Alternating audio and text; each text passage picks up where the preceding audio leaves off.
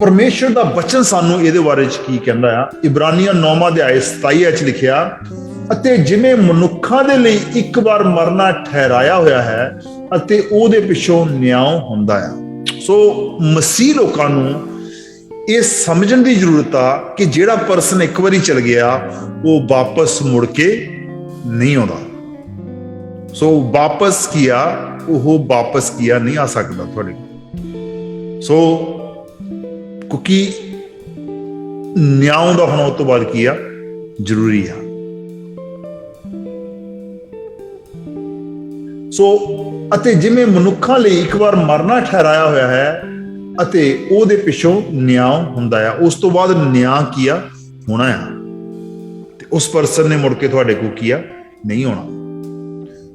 जिस तरह बाइबल दे विच आ लूका 16 अध्याय 19 ਤੋਂ 31 आयत दे विच आ, इत्थे एक धनवान आदमी आ ते एक लाजर जो कि आ बीमार आ, जिहदे शरीर दे उत्ते फोड़े आ ते एक दिन उन्हां दोनां दी की आ मौत हो जांदी आ। जिहड़ा लाजर आ वो इब्राहिम दी गोद दे विच चला जांदा आ ते जो अमीर आ वो नरक दे विच की आ चला जांदा है। जो लाजर नूं अपना न्याय मिलना आ ते पर जिहड़ा अमीर आदमी उन्होंने अपना न्याय मिलना है जिस जदों की आ क्यामत होनी है। पर उन्होंने एक तरह का न्याय उन्होंने मिल भी गया क्योंकि लाजर चंगी जगह ते चल गया, पर जो अमीर आदमी आ वो बुरी जगह ते किया चल गया है, जो कि तड़फ रहा आ कि जेकर कोई ओदी जीभ दे उत्ते अपनी उंगली का पोटा पानी नाल भिओं के मेरी जीभ ते ला दे तो उही वो चाहता भी इन्नी तसल्ली की चाहता है भी इन्ना क पानी भी मिल जाए तो मैनू तसल्ली की मिल जाए। पर की आ ਅਸੀਂ ਦੇਖਦੇ ਹਾਂ ਕਿ ਉਹ ਉੱਥੋਂ ਵਾਪਸ ਕੀਆ ਨਹੀਂ ਆ ਸਕਦੇ ਕਿਉਂਕਿ ਜੋ ਇੱਕ ਵਾਰੀ ਚਲ ਜਾਂਦਾ ਆ ਉਹ ਵਾਪਸ ਕੀਆ ਨਹੀਂ ਆਉਂਦਾ, ਕਿਉਂਕਿ ਇੱਥੇ ਧਰਤੀ ਤੇ ਰਹਿਣ ਦੇ ਲਈ ਸਰੀਰ ਦੀ ਜ਼ਰੂਰਤ ਆ। ਪਰ ਕੀ ਆ ਜੇਕਰ ਇਨਸਾਨ ਜਿਹੜਾ ਸਰੀਰ ਦੇ ਵਿੱਚੋਂ ਨਿਕਲ ਗਿਆ ਤਾਂ ਉਸ ਨੂੰ ਇਹ ਧਰਤੀ ਕੀ ਛੱਡਣੀ ਪੈਣੀ ਹੈ। ਇਸੇ ਕਾਰਨ ਜੋ ਸ਼ੈਤਾਨੀ ਆਤਮਾਵਾਂ ਹਨ ਉਹ ਕੀ ਕਰਦੀਆਂ ਆ, ਉਹ ਸਰੀਰ ਲੱਭਦੀਆਂ क्योंकि वो अपने जो बुरे काम है वो धरती के उत्ते पूरे कर सकते, क्योंकि आत्मा जो शैतानी आत्मा आ जेकर उन्होंने तो शरीर नहीं हैगा तो वो भी अपनी मनसा जो हैगी आ शैतान की मनसा हैगी आ, शैतान के प्लान है वो पूरे नहीं कर सकते। इस करके अपना शरीर शैतान नूं ना दो। ताही तां बाइबल दे विच लिखिया तुसी परमेश्वर दा मंदिर हो, तुसी परमेश्वर दी हैकल हो। सो जिहड़ा शैतान आ ਉਹ ਸਰੀਰ ਲੱਭਦਾ ਆ ਕਿਉਂਕਿ ਉਹਦੇ ਕੋਲ ਕੀ ਆ ਸਰੀਰ ਨਹੀਂ ਹੈਗਾ। ਪਰ ਤੁਹਾਡਾ ਸਰੀਰ ਆ ਇਹ ਸ਼ੈਤਾਨੀ ਆਤਮਾ ਦੇ ਲਈ ਨਹੀਂ, ਇਹ ਬਲਕਿ ਪਰਮੇਸ਼ਵਰ ਦੇ ਕੀ ਆਤਮਾ ਦੇ ਲਈ ਹੈਗਾ ਆ। ਕਿਹੜੀਆਂ ਆਤਮਾਵਾਂ ਦਾ ਲੋਕ ਅਨੁਭਵ ਕਰਦੇ ਹਨ? ਸੋ ਕਈ ਤਰ੍ਹਾਂ ਦੀਆਂ ਆਤਮਾਵਾਂ ਆ ਜਿਨ੍ਹਾਂ ਦਾ ਲੋਕ ਕੀ ਅਨੁਭਵ ਕਰਦੇ ਹੈਗੇ। ਕਈ ਆਪਣੀਆਂ ਸੋਚਾਂ ਕਰਕੇ ਸਮਝਦੇ ਹਨ ਕਿ ਉਹ ਆਤਮਾ ਹੈ। ਹੁਣ ਕਈਆਂ ਦੀ ਜਿਹੜੀ ਹੈਗੀ ਆ ਸੋਚ ਆਪਣੀ ਉਹਨਾਂ ਦੇ ਕਾਬੂ 'ਚ ਨਹੀਂ ਹੁੰਦੀ ਤੇ ਉਹ ਹਰ ਤਰ੍ਹਾਂ ਦੀਆਂ ਬੁਰੀਆਂ ਚੀਜ਼ਾਂ ਦੇਖਦੇ ਹੈਗੇ ਆ, ਪਰ ਫਿਰ ਵੀ ਉਹ ਸੋਚਦੇ ਖਰੇ ਕੀ ਆ ਇਹ ਕੋਈ ਆਤਮਾ ਦਾ ਕੰਮ ਆ। ਪਰ ਸਾਨੂੰ ਪਹਿਲਾਂ ਆਪਣੀ ਸੋਚ ਨੂੰ ਕੀ ਆ ਕੰਟਰੋਲ ਕਰਨਾ ਚਾਹੀਦਾ ਤੇ ਹੋ ਸਕਦਾ ਹੈ ਤੁਹਾਡੀ ਸੋਚ ਦੇ ਨਾਲ ਸ਼ੈਤਾਨ ਖੇਡ ਰਿਹਾ ਆ, ਪਰ ਹੋ ਸਕਦਾ ਕਿ ਤੁਹਾਨੂੰ ਆਪਣੀ ਸੋਚ ਨੂੰ ਆਪ ਕਾਬੂ ਕਰਨ ਦੀ ਕੀ ਆ ਜ਼ਰੂਰਤ ਹੈ। ਸੋ ਤੁਹਾਨੂੰ ਕੀ ਹੈ ਜੋ ਜਿਸ ਤਰ੍ਹਾਂ ਹੋ ਸਕਦਾ ਤੁਸੀਂ ਬੁਰੇ ਪ੍ਰੋਗਰਾਮ ਦੇਖ ਰਹੇ ਹੈਗੇ ਉਸ ਹਿਸਾਬ ਨਾਲ ਤੁਹਾਡੀ ਸੋਚ ਚੱਲ ਰਹੀ ਹੈ, ਹੋ ਸਕਦਾ ਤੁਸੀਂ ਮਾੜੀਆਂ ਚੀਜ਼ਾਂ ਪੜ੍ਹ ਰਹੇ ਹੈਗੇ ਆ ਉਸ ਹਿਸਾਬ ਨਾਲ ਤੁਹਾਡੀ ਸੋਚ ਚੱਲ ਰਹੀ ਹੈਗੀ ਆ, ਹੋ ਸਕਦਾ ਤੁਸੀਂ ਬੁਰੀ ਸੰਗਤ ਦੇ ਵਿੱਚ ਆ ਉਸ ਹਿਸਾਬ ਨਾਲ ਤੁਹਾਡੀ ਸੋਚ ਕੀ ਆ ਚੱਲ ਰਹੀ ਹੈਗੀ ਆ। ਤੁਹਾਨੂੰ ਆਪਣੀ ਸੋਚ ਨੂੰ ਕੀ ਆ ਬਦਲਣਾ ਪਵੇਗਾ। ਇਹ ਜ਼ਰੂਰੀ ਨਹੀਂ ਹਰ ਵਾਰੀ ਸ਼ੈਤਾਨ ਦੀ ਆਤਮਾ ਹੋਵੇ, ਪਰ ਕਈ ਵਾਰੀ ਤੁਸੀਂ ਆਪ ਵੀ ਕੀ ਆ क्योंकि ਤੁਹਾਨੂੰ ਆਪਣੀ ਮਰਜ਼ੀ ਦੇ ਮਾਲਕ ਪਰਮੇਸ਼ਰ ਨੇ ਕੀ ਆ ਬਣਾਇਆ ਗਿਆ ਹੈਗਾ। ਕਈ ਲੋਕ ਝੂਠ ਦੇ ਬੋਲਦੇ ਹਨ ਕਿ ਉਹਨਾਂ ਨੂੰ ਆਤਮਾਵਾਂ ਦਿਸਦੀਆਂ ਹਨ। ਕਈ ਸ਼ੈਤਾਨ ਜਿਹੜੇ ਲੋਕ ਹਨ ਉਹ ਗਲਤ ਝੂਠ ਵੀ ਬੋਲਦੇ ਹਨ ਕਿ ਉਹਨਾਂ ਨੂੰ ਕੋਈ ਦਿਸ ਰਿਹਾ ਹੈਗਾ ਆ ਜਾਂ ਕਿਸ ਤਰ੍ਹਾਂ, ਜਿਸ ਤਰ੍ਹਾਂ ਕਈਆਂ ਦਾ ਇਹ ਬਿਜ਼ਨਸ ਹੈਗਾ ਆ ਕਿਉਂਕਿ ਜਿਸ ਤਰ੍ਹਾਂ ਕਿ ਜੋਤਸ਼ੀ ਆ ਜਾਂ ਕੋਈ ਟੇਵਾ ਲਾਉਣ ਵਾਲੇ ਆ ਉਹਨਾਂ ਦਾ ਇਹ ਬਿਜ਼ਨਸ ਹੈਗਾ ਆ, ਭਾਵੇਂ ਉਹਨਾਂ ਨੂੰ ਕੋਈ ਦਿਸਦਾ ਜਾਂ ਨਹੀਂ ਦਿਸਦਾ ਉਹਨਾਂ ਨੇ ਤੁਹਾਡੇ ਹਾਲਾਤਾਂ ਦੇ ਮੁਤਾਬਕ ਗੱਲਾਂ ਬਣਾ ਕੇ ਤੁਹਾਡੇ ਤੋਂ ਗੱਲਾਂ ਪੁੱਛ ਕੇ ਤੇ ਉਹ ਗੱਲਾਂ ਤੁਹਾਨੂੰ ਦੱਸਣੀਆਂ ਜਾਂ ਕਹਿ ਦੇਣੀਆਂ ਤੁਹਾਡਾ ਰਿਸ਼ਤੇਦਾਰ ਜਿਹੜਾ ਕੋਈ ਆ ਉਹ ਮੈਨੂੰ ਦਿਸ ਰਿਹਾ ਆ, ਉਹ ਮੈਨੂੰ ਆਹ ਗੱਲ ਦੱਸ ਰਿਹਾ ਬਲਕਿ ਉਹ ਗੱਲਾਂ ਤੁਹਾਡੇ ਕੋਲ ਪੁੱਛੀਆਂ ਹੁੰਦੀਆਂ ਕਿਉਂਕਿ ਤੁਹਾਨੂੰ ਇੱਕ ਦੋ ਗੱਲਾਂ ਦੱਸ ਦਿੱਤੀਆਂ ਜਾਂਦੀਆਂ, ਤੁਸੀਂ ਸੋਚ ਰਹੇ ਹੈਗੇ ਹਾਂ ਸੱਚੀ ਗੱਲ ਆ ਮੇਰਾ ਰਿਸ਼ਤੇਦਾਰੀ ਜਾਂ ਮੇਰਾ ਕੋਈ ਭਰਾ ਜੋ ਭੈਣ ਜਾਂ ਕੋਈ ਮੇਰੇ ਮਾਂ ਪਿਓ ਜਿਹੜੇ ਪੁਰਾਣੇ ਕੋਈ ਬਜ਼ੁਰਗ ਸੀਗੇ ਸਾਡੇ ਪਰਿਵਾਰ ਦੇ ਵਿੱਚੋਂ ਗਏ ਸੀਗੇ, ਹੋ ਸਕਦਾ ਉਹੀ ਮੇਰੇ ਨਾਲ ਕੀ ਗੱਲ ਕਰ ਰਹੇ ਹਨ। ਪਰ ਇਸ ਤਰ੍ਹਾਂ ਕੀ ਨਹੀਂ ਹੈਗੇ। ਪਰ ਅਯੂਬ ਉਹਦਾ 4 ਅਧਿਆਏ, ਅਯੂਬ 4 ਅਧਿਆਏ ਉਹਦੀ 15 ਤੇ 16 ਆਇਤ ਦੇ ਵਿੱਚ ਲਿਖਿਆ, 15 ਆਇਤ ਦੇ ਵਿੱਚ ਲਿਖਿਆ, ਇੱਕ ਰੂਹ ਮੇਰੇ ਮੂੰਹ ਅੱਗੋਂ ਦੀ ਲੰਘੀ, ਮੇਰੇ ਪਿੰਡੇ ਦੇ ਲਈ ਪਿੰਡੇ ਦੀ ਲੂਈ ਖੜੀ ਹੋ ਗਈ। ਇੱਕ ਰੂਹ ਮੇਰੇ ਮੂੰਹ ਅੱਗੋਂ ਦੀ ਲੰਘੀ, ਮੇਰੇ ਪਿੰਡੇ ਦੀ ਲੂਈ ਖੜੀ ਹੋ ਗਈ। 16ਵੀਂ ਆਇਤ ਲਿਖਿਆ, ਉਹ ਖਲੋ ਗਈ ਪਰ ਮੈਂ ਉਹ ਸ਼ਕਲ ਪਹਿਚਾਨ ਨਾ ਸਕਿਆ। ਕੋਈ ਰੂਪ ਮੇਰੀਆਂ ਅੱਖਾਂ ਦੇ ਅੱਗੇ ਸੀ, ਖਾਮੋਸ਼ੀ ਸੀ, ਫਿਰ ਇੱਕ ਆਵਾਜ਼ ਮੈਂ ਸੁਣੀ। ਸੋ ਇੱਥੇ ਅਯੂਬ ਦੀ ਕਿਤਾਬ ਦੇ ਵਿੱਚ ਆ, ਪਰ ਇਹ ਅਯੂਬ ਦੇ ਦੁਆਰਾ ਇਹ ਗੱਲ ਨਹੀਂ ਕਹੀ ਗਈ ਜਾਂ ਲਿਖੀ ਗਈ, ਪਰ ਇੱਕ ਹੋਰ ਆਦਮੀ ਆ, ਉਹ ਜੇ ਤੁਸੀਂ ਉਹ ਚੈਪਟਰ ਪੜ੍ਹੋਗੇ, ਚੈਪਟਰ ਦੇ ਉੱਤੇ ਉਹਦਾ ਨਾਮ ਵੀ ਲਿਖਿਆ ਹੈਗਾ, ਤੇ ਉਹ ਗੱਲ ਇਹ ਦੱਸ ਰਿਹਾ ਆ ਕਿ ਇੱਕ ਰੂਹ ਮੇਰੇ ਮੂੰਹ ਦੇ ਅੱਗੋਂ ਦੀ ਲੰਘੀ, ਮੇਰੇ ਪਿੰਡੇ ਦੀ ਲੂਈ ਖੜੀ ਹੋ ਗਈ, ਕਿਉਂਕਿ ਉਹਨੇ ਕੁਝ ਅਜੀਬ ਦੇਖਿਆ, ਅਜੀਬ ਤਰ੍ਹਾਂ ਦੀ ਚੀਜ਼ ਦੇਖੀ, ਜਿਹਦੇ ਕਾਰਨ ਉਹ ਕੀ ਆ ਹੈਰਾਨ ਹੋ ਗਿਆ, ਜਾਂ ਉਹ ਕੀ ਆ ਘਬਰਾ ਗਿਆ, ਤੇ ਜਿਹਦੇ ਨਾਲ ਉਹਦੀ ਉਹ ਜਿਹੜੀ ਉਹ ਲੂਈ ਵੀ ਜਿਹੜੀ ਹੈਗੀ ਉਹਦੇ ਬਾਲ ਸਰੀਰ ਦੇ ਕੀ ਖੜੇ ਹੋ ਗਏ।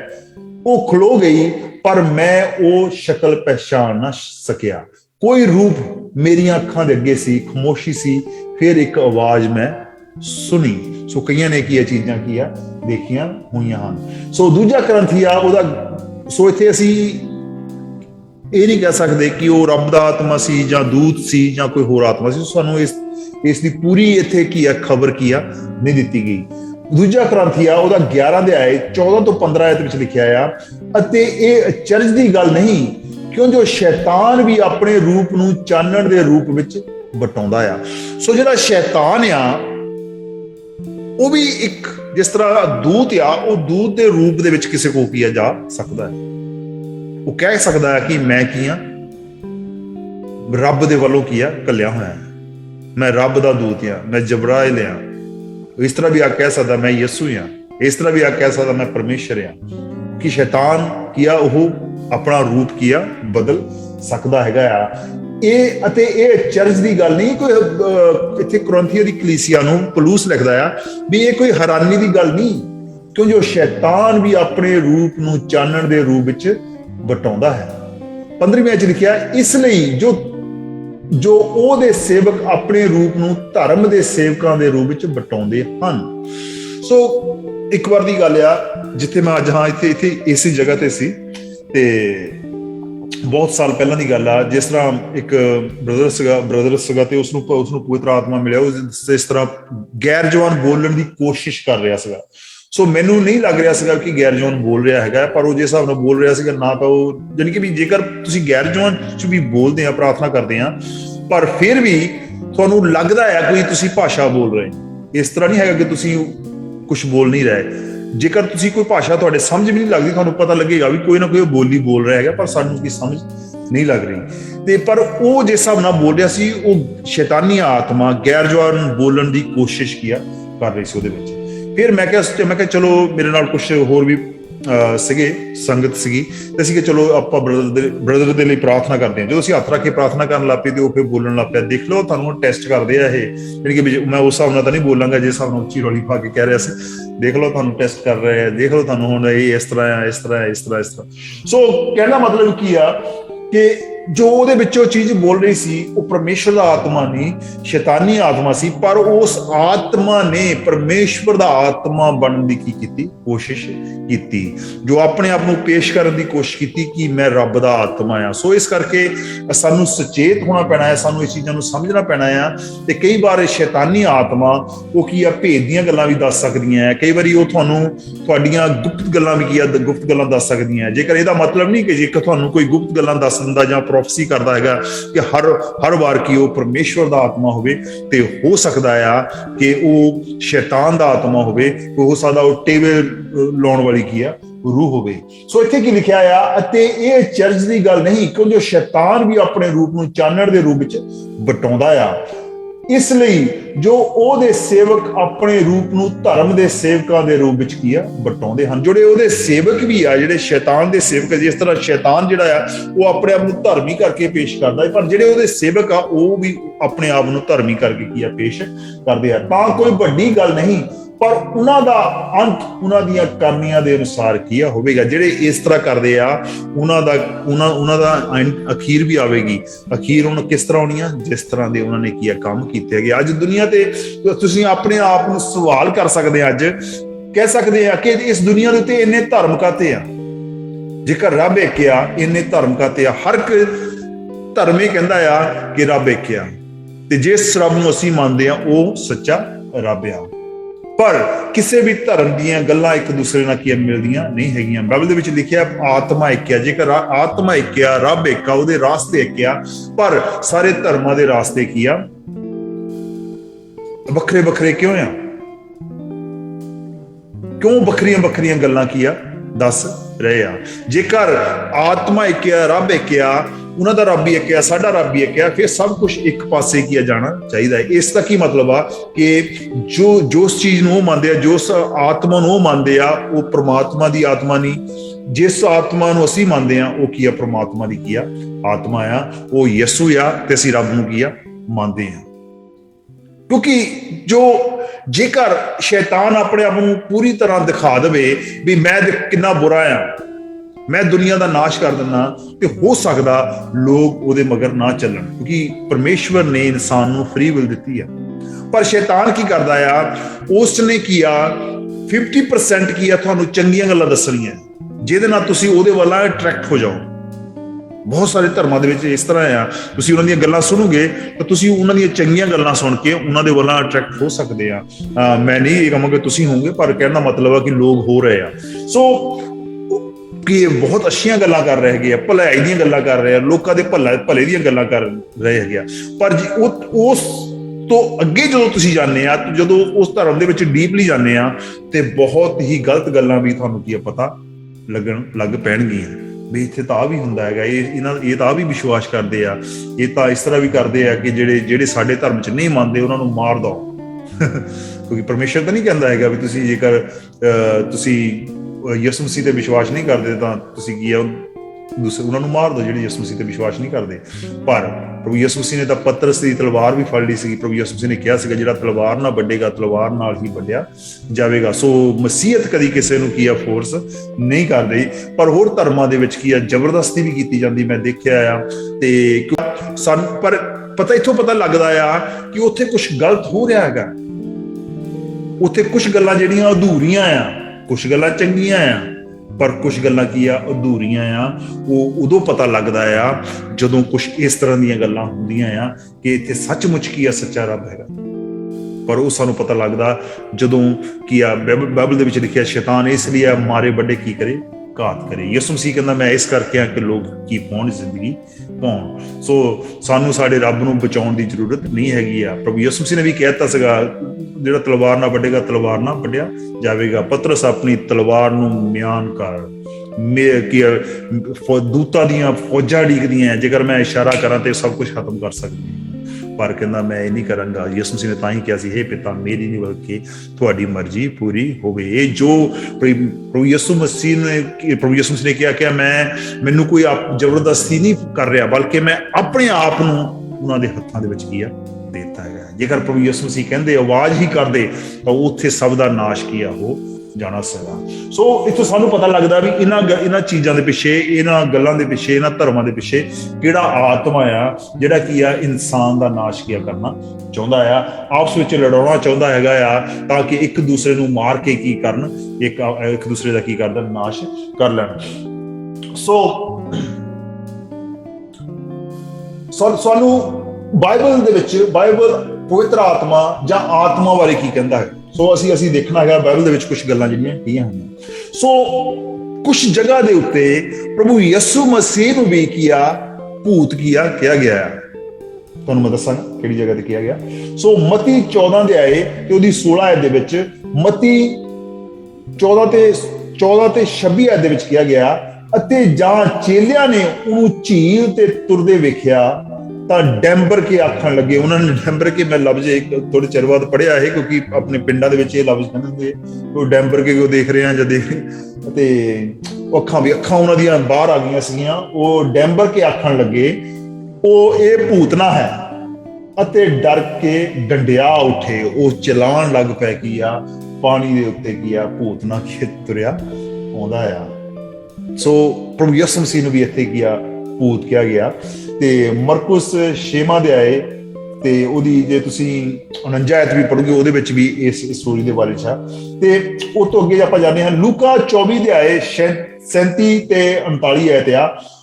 ਪਰ ਉਹ ਵਿਆਕੁਲ ਹੋ ਕੇ ਡਰ ਗਏ ਅਤੇ ਇਹ ਸਮਝੇ ਬਈ ਅਸੀਂ ਭੂਤ ਨੂੰ ਵੇਖਦੇ ਹਾਂ। ਕਿਉਂਕਿ ਜਦੋਂ ਪ੍ਰਭੂ ਯਿਸੂ ਮਸੀਹ ਜਿੰਦਾ ਹੋ ਗਏ, ਜਦੋਂ ਉਹ ਆਪਣੇ ਚੇਲਿਆਂ ਕੋਲ ਗਏ, ਉਹ ਸੋਚਦੇ ਕੀ ਸੋਚਣ ਲੱਗ ਪਏ ਕਿ ਅਸੀਂ ਭੂਤ ਨੂੰ ਕੀ ਦੇਖਦੇ ਹਾਂ। ਯਿਸੂ ਮਸੀਹ ਦਾ ਆਤਮਾ ਜਿਹੜਾ ਆ ਉਹ ਸਾਡੇ ਕੋਲ ਕੀ ਆ ਗਿਆ ਹੈ। ਯਿਸੂ ਮਸੀਹ ਦਾ ਭੂਤ ਸਾਡੇ ਕੋਲ ਕੀ ਆ ਗਿਆ। ਸੋ ਉਹ ਵੀ ਇਸ ਤਰ੍ਹਾਂ ਕੀ ਆ ਸੋਚਣ ਲੱਗ ਪਏ। ਪਰ ਇੱਥੇ ਕੀ ਆ ਪ੍ਰਭੂ ਯਿਸੂ ਮਸੀਹ ਨੇ ਉਹਨਾਂ ਨੂੰ ਕੀ ਕਿਹਾ, ਮੇਰੇ ਹੱਥ ਔਰ ਮੇਰੇ ਪੈਰ ਵੇਖੋ ਜੋ ਮੈਂ ਹੀ ਹਾਂ, ਮੈਨੂੰ ਟੋਹੋ ਅਤੇ ਵੇਖੋ, ਕਿਉਂਕਿ ਭੂਤ ਦੇ ਮਾਸ ਔਰ ਹੱਡੀਆਂ ਨਹੀਂ ਹੁੰਦੀਆਂ ਜਿਵੇਂ ਮੇਰੇ ਵਿੱਚ ਵੇਖਦੇ ਹੋ। ਜਿਸ ਤਰ੍ਹਾਂ ਤੁਸੀਂ ਮੇਰੇ ਵਿੱਚ ਵੇਖਦੇ ਹੋਗੇ, ਤੁਸੀਂ ਮੈਨੂੰ ਟੋਲੋ, ਮੈਨੂੰ ਹੱਥ ਲਾ ਲਓ। ਥੋਮਾ ਨੂੰ ਕੀ ਕਿਹਾ ਸੀਗਾ ਜਿਹੜਾ ਸ਼ੱਕ ਕਰਦਾ ਸੀਗਾ, ਆ ਮੇਰੇ ਹੱਥਾਂ ਦੇ ਵਿੱਚ ਕੀ ਆਪਣੀ ਉਂਗਲੀ ਪਾ ਕੇ ਦੇਖ ਲਾ, ਮੇਰੀ ਪਸਲੀ ਦੇ ਵਿੱਚ ਕੀ ਆਪਣਾ ਹੱਥ ਪਾ ਕੇ ਦੇਖ ਲਾ, ਮੈਂ ਉਹੀ ਯਿਸੂ ਹਾਂ। ਇਹਦਾ ਮਤਲਬ ਕੀ ਆ ਕਿ ਪ੍ਰਭੂ ਯਿਸੂ ਇਸ ਤਰ੍ਹਾਂ ਕਈ ਕਹਿੰਦੇ ਆ ਪ੍ਰਭੂ ਯਿਸੂ ਮਸੀਹ ਦੀ ਮੌਤ ਨਹੀਂ ਹੋਈ ਸੀ। ਮੁਸਲਮਾਨ ਕੀ ਕਹਿੰਦੇ ਹੈਗੇ, ਕਹਿੰਦੇ ਆ ਕਿ ਯਿਸੂ ਮਸੀਹ ਦੀ ਮੌਤ ਕੀ ਆ ਨਹੀਂ ਹੋਈ ਸੀਗੀ। ਅੱਲਾ ਨੇ, ਹੁਣ ਸੁਣੋ, ਇਹ ਸੁਣਨ ਦੀ ਗੱਲ ਹੈ ਜੇਕਰ ਤੁਹਾਨੂੰ ਨਹੀਂ ਪਤਾ, ਉਹ ਕੀ ਮੁਸਲਮਾਨ ਕੀ ਵਿਸ਼ਵਾਸ ਕਰਦੇ ਆ ਬਈ ਅੱਲਾ ਨੇ ਧੋਖੇ ਦੇ ਨਾਲ ਹੋਰ ਕਿਸੇ ਆਦਮੀ ਨੂੰ ਯਿਸੂ ਮਸੀਹ ਦੀ ਜਗ੍ਹਾ ਤੇ ਕੀ ਆ ਪੇਸ਼ ਕਰ ਦਿੱਤਾ ਸੀਗਾ। ਤੇ ਫਿਰ ਯਿਸੂ ਮਸੀਹ ਨਹੀਂ ਸੀ ਮਰੇ, ਬਲਕਿ ਪ੍ਰਭੂ ਯਿਸੂ ਮਸੀਹ ਦੀ ਜਗ੍ਹਾ ਤੇ ਹੋਰ ਕੋਈ ਆਦਮੀ ਕੀ ਆ ਮਰਿਆ, ਜਿਹੜਾ ਕਿ ਯਿਸੂ ਮਸੀਹ ਦੀ ਜਗ੍ਹਾ ਤੇ ਸੀ, ਕਿਉਂਕਿ ਅੱਲਾ ਨੇ ਉਹਦੀ ਸ਼ਕਲ ਕੀ ਆ ਬਦਲ ਦਿੱਤੀ ਸੀਗੀ। ਸੋ ਇਹ ਸਾਨੂੰ ਕੀ ਦੱਸਦਾ ਆ, ਭਾਵੇਂ ਉਹਨਾਂ ਨੇ ਸਟੋਰੀ ਨੂੰ ਬਦਲਿਆ ਆ, ਪਰ ਫਿਰ ਵੀ ਸਾਨੂੰ ਇਹ ਕੀ ਦੱਸਦਾ, ਇਹਦਾ ਮਤਲਬ ਆ ਕਿ ਉਸ ਸਮੇਂ ਮੌਤ ਹੋਈ ਆ, ਕਿਸੇ ਨਾ ਕਿਸੇ ਦੀ ਮੌਤ ਹੋਈ ਆ। ਪਰ ਸਾਨੂੰ ਪਤਾ ਆ ਜੋ ਮੁਹੰਮਦ ਸੀਗਾ ਉਹ 600 ਸਾਲ ਬਾਅਦ ਆ ਕੇ ਸਾਨੂੰ ਇਹ ਦੱਸ ਰਿਹਾ ਆ ਕਿ ਯਿਸੂ ਮਸੀਹ ਦੇ ਨਾਲ ਕੀ ਹੋਇਆ, ਬਲਕਿ ਅਸੀਂ ਉਹਨਾਂ ਤੇ ਵਿਸ਼ਵਾਸ ਕਰਨਾ ਕਿ ਜਿਹੜਾ 600 ਸਾਲ ਬਾਅਦ ਆਇਆ, ਜਾਂ ਅਸੀਂ ਉਹਨਾਂ ਤੇ ਵਿਸ਼ਵਾਸ ਕਰਨਾ ਕਿ ਜਿਨ੍ਹਾਂ ਨੇ ਯਿਸੂ ਮਸੀਹ ਦੇ ਨਾਲ ਸੀਗੇ ਤੇ ਉਹਨਾਂ ਨੇ 30 ਸਾਲ 40 ਸਾਲ ਜਾਂ 50 ਸਾਲ ਬਾਅਦ ਬੁੱਕਾਂ ਲਿਖੀਆਂ, ਤੇ ਅਸੀਂ ਉਹਨਾਂ ਤੇ ਵਿਸ਼ਵਾਸ ਕਰਨਾ। ਜਿਨ੍ਹਾਂ ਨੇ ਅੱਖੀ ਚੀਜ਼ਾਂ ਦੇਖੀਆਂ ਅਸੀਂ ਉਹਨਾਂ ਤੇ ਵਿਸ਼ਵਾਸ ਕਰਨਾ। ਜੋ ਬਾਈਬਲ ਦੀਆਂ ਕਿਤਾਬਾਂ ਆ, ਯਿਸੂ ਮਸੀਹ ਤੋਂ 40 ਸਾਲ 50 ਸਾਲ ਜਾਂ 60 ਸਾਲ ਜਾਂ 70 ਸਾਲ ਦੇ ਵਿੱਚ ਇਹ ਕਿਤਾਬਾਂ ਲਿਖੀਆਂ ਗਈਆਂ, ਬਾਈਬਲ ਦੀਆਂ ਕਿਤਾਬਾਂ ਲਿਖੀਆਂ ਗਈਆਂ। ਸੋ ਅਸੀਂ ਉਹਨਾਂ ਤੇ ਵਿਸ਼ਵਾਸ ਕਰਨਾ ਜਿਹੜਾ ਥੋੜੇ ਸਮੇਂ ਬਾਅਦ ਲਿਖੀਆਂ ਗਈਆਂ, ਜਾਂ ਜਿਹੜਾ 600 ਸਾਲ ਬਾਅਦ ਲਿਖਿਆ ਗਿਆ, ਅਸੀਂ ਉਹਨਾਂ ਤੇ ਵਿਸ਼ਵਾਸ ਕਰਨਾ। ਸੋ ਕੀ ਇਹਦਾ ਮਤਲਬ ਆ ਕਿ ਯਿਸੂ ਮਸੀਹ ਦੀ ਮੌਤ ਹੋਈ ਸੀਗੀ, ਤੇ ਇਸੇ ਕਾਰਨ ਚੇਲੇ ਡਰੇ ਹੋ ਸੀਗੇ, ਕਿਉਂਕਿ ਉਹ ਸੋਚਦੇ ਸੀ ਕਿ ਯਿਸੂ ਮਸੀਹ ਦਾ ਕੀ ਭੂਤ ਆ ਗਿਆ ਆ। ਪਰ ਯਿਸੂ ਮਸੀਹ ਕਹਿੰਦਾ ਮੈਂ ਜਿਉਂਦਾ ਕੀ ਆ ਹੋ ਗਿਆ ਆ, ਤੇ ਤੁਸੀਂ ਦੇਖੋ ਮੈਨੂੰ ਛੂਓ, ਕਿਉਂਕਿ ਭੂਤਾਂ ਦੇ ਮਾਸ ਕੀ ਆ ਨਹੀਂ ਹੁੰਦਾ। ਹਾਲੇਲੂਇਆ। ਸੋ ਸਾਨੂੰ ਇਹ ਗੱਲਾਂ ਕੀ ਆ ਜਾਣਨ ਦੀ ਕੀ ਆ ਜ਼ਰੂਰਤ ਆ। ਸੋ ਬਾਈਬਲ ਦੇ ਵਿੱਚ ਪਰ ਜੋ ਜਾਦੂਗਰੀ ਆ, ਅਗਲੇ ਹਫਤੇ ਇੱਕ ਜਿਹੜਾ ਇਸ ਤੋਂ ਅੱਗੇ ਜਿਹੜਾ ਸਬਜੈਕਟ ਹੈ ਉਹ ਮੈਂ ਲੈ ਕੇ ਆਵਾਂਗਾ। ਪਲੀਜ਼ ਜ਼ਰੂਰ, ਸਿਰਫ ਇੱਕ ਇੰਟਰੋਡਕਸ਼ਨ ਆ, ਉਹ ਬਹੁਤ ਹੀ ਵਧੀਆ ਸਬਜੈਕਟ ਹੋਣ ਵਾਲਾ ਆ। ਪਰ ਜੋ ਬਾਈਬਲ ਦੇ ਵਿੱਚ ਆ ਜਾਦੂਗਰੀ, ਭੂਤ, ਇਹ ਸਭ ਕੁਝ ਕੀ ਆ ਬੰਦ ਆ। ਜਾਦੂਗਰੀ ਕਰਨੀ, ਜਾਂ ਤੁਸੀਂ ਮੇਰੇ ਖਿਆਲ ਦੇ ਵਿੱਚ ਸੁਣਿਆ ਹੋਣਾ, ਜਿਹੜਾ ਅਗਲਾ ਮੇਰਾ ਸਬਜੈਕਟ ਹੋਣਾ ਗਾ ਅਗਲੇ ਹਫਤੇ, ਉਹਦੇ ਬਾਰੇ ਮੈਂ ਤੁਹਾਨੂੰ ਦੱਸਣਾ ਚਾਹੁੰਦਾ। ਮੀਡੀਅਮ ਦੇ ਬਾਰੇ ਸੁਣਿਆ, ਜਿਸ ਤਰ੍ਹਾਂ ਚੇਲੇ ਆ ਉਹਨਾਂ ਦੇ ਬਾਰੇ ਸੁਣਿਆ। ਮੀਡੀਅਮ ਜਿਹੜਾ ਹੁੰਦਾ ਹੈਗਾ, ਇੰਗਲਿਸ਼ ਦੇ ਮੀਡੀਅਮ ਕਹਿੰਦੇ, ਉਹ ਆ ਜਿਹੜੇ ਰੂਹਾਂ ਦੇ ਨਾਲ ਕੀ ਆ ਗੱਲਬਾਤ ਕੀ ਆ ਕਰਾਉਂਦੇ ਆ, ਉਹਨੂੰ ਕੀ ਕਹਿੰਦੇ ਮੀਡੀਅਮ ਕਹਿ ਦਿੰਦੇ ਆ। ਯਾਨੀ ਕਿ ਵਿਚੋਲਾ, ਜਾਂ ਆਪਣੇ ਇੰਡੀਆ ਦੇ ਵਿੱਚ ਉਹਨਾਂ ਨੂੰ ਚੇਲੇ ਕਹਿੰਦੇ ਆ। ਜਦੋਂ ਚੇਲੇ ਜਿਹੜੇ ਹੈਗੇ ਆ ਉਹ ਦੂਸਰੇ ਦੇ ਉੱਤੇ ਕੀ ਆਤਮਾ ਲਿਆ ਕੇ ਫਿਰ ਉਹਦੇ ਤੋਂ ਗੱਲਾਂ ਕੀ ਆ ਕਹਾਉਂਦੇ ਆ। ਸੋ ਜੇ ਆਪਾਂ ਲੇਵੀਆ ਉਹਦਾ 20